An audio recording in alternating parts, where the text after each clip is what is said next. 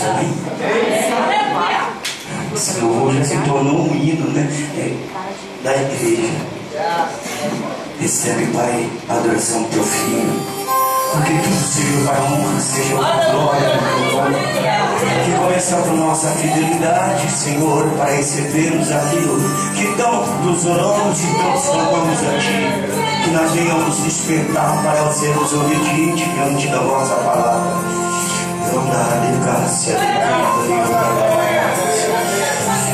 Aleluia. Bendito Senhor.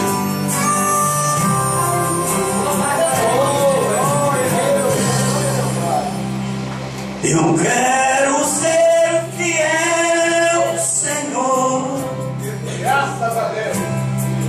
Fiel até o fim. Louvado seja o Senhor. Eu quero ser fiel, Senhor.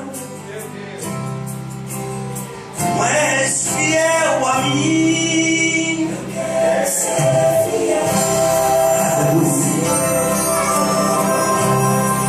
Fazer tua vontade. Não quero mais fingir, mas quero te servir com mais fidelidade.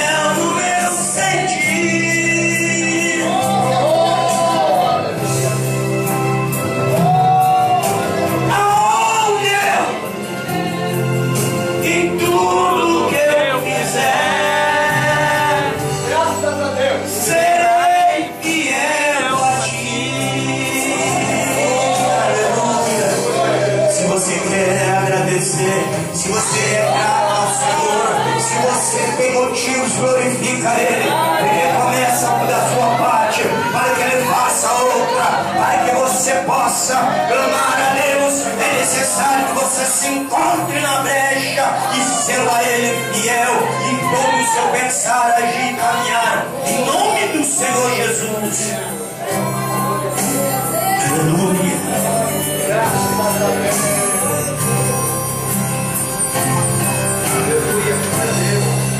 Fiel ao meu pensar, Senhor. Fiel no meu agir.